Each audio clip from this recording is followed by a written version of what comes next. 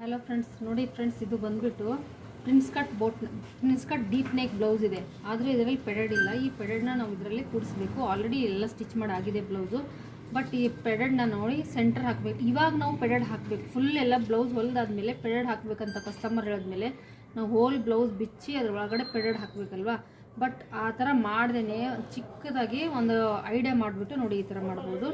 ಇವಾಗಿದು full all blouse stitch ಮಾಡಿ ಆದಮೇಲೆ ನನಗೆ ಹೇಳಿದ್ರು ಇವರು ಪೆಡೆಡ್ ಹಾಕಬೇಕು ಅಂತ.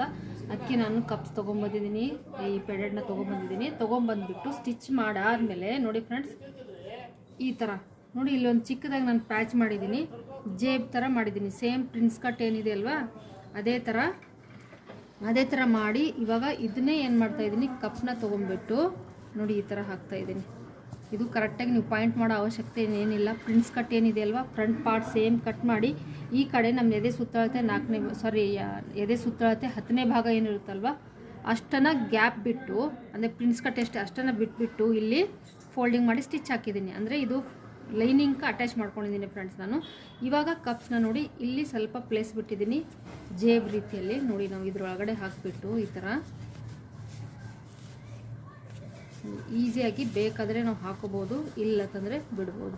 ನೋಡಿ ಫ್ರೆಂಡ್ಸ್, ಹೀಗೆ ಈ ಕಡೆನೂ ಹಾಕ್ಬೋದು. ನೋಡಿ ಈ ಸೈಡ್ನು ನಾನು ಹಾಕ್ತಾಯಿದ್ದೀನಿ. ಎರಡು ಪೆಡೆಡ್ ಹಾಕಾದ್ಮೇಲೆ ಕೆಲವ್ರಿಗೆ ಬೇಕನ್ಸುತ್ತೆ, ಕೆಲವು ಸತಿ ಹಾಕೋಬೇಕನ್ಸುತ್ತೆ, ಕೆಲವು ಸತಿ ಬೇಡ ಅನಿಸುತ್ತೆ. ಆಗ ನೀವು ಬೇಕಾದಾಗ ಈ ಥರ ಹಾಕೋಬೋದು, ಬೇಡಾದಾಗ ಬಿಡ್ಬೋದು. ನೋಡಿ ಇದು ಕೂಡ ನೀಟಾಗಿ ಕೂತ್ಕೊಳ್ಳುತ್ತೆ. ನೋಡಿ ಫ್ರೆಂಡ್ಸ್, ನಮ್ಮ ಇದು ಪೆಡೆಡ್ ಹಾಕಾಗಿದೆ. ನೋಡಿ ಬ್ಯಾಕ್ ಸೈಡ್ ಲುಕ್ ಇದು ಯಾವ ಥರ ಕಾಣುತ್ತೆ ನೋಡಿ. ಕರೆಕ್ಟಾಗಿ ಎಲ್ಲಿ ಕೂತ್ಕೋಬೇಕು ಅಲ್ಲಿ ಕೂತ್ಕೊಳ್ತು. ನೋಡಿ ಕೆಲವು ಸತಿ ನಾವು ಪೆಡೆಡ್ ಬ್ರಾ ಕೂಡ ಹಾಕ್ಕೊಳ್ತೀವಿ. ಆಗ ಈ ಕಪ್ಸ್ ಇದ್ದರೆ ಮತ್ತೆ ಇನ್ನೂ ಜಾಸ್ತಿ ಓವರಾಗಿ ಅನಿಸುತ್ತಲ್ವ. ಅದಕ್ಕೆ ಆಗ ನಾವು ಇದನ್ನ ಈಸಿಯಾಗಿ, ಎಲ್ಲಿ ಸ್ಟಿಚ್ ಏನೂ ಇಲ್ಲ, ಈಸಿಯಾಗಿ ನಾವು ಮತ್ತೆ ತೆಗಿಬೋದು ಕೂಡ. ನೋಡಿ ಹೀಗೆ ನೋಡಿ ಫ್ರೆಂಡ್ಸ್, ತೆಗೆದಾದ್ಮೇಲೆ ರಿಮೂವ್ ಮಾಡಾದ್ಮೇಲೆ ನೋಡಿ ಮಾಮೂಲಿ ಪ್ರಿನ್ಸ್ ಕಟ್ಟೇನೆ ಡೀಪ್ ನೆಕ್ ಬ್ಲೌಸ್. ಪ್ರಿನ್ಸ್ ಕಟ್ಟೆ ಇರುತ್ತೆ, ಬಟ್ ಪೆಡೆಡ್ ಇರಲ್ಲ.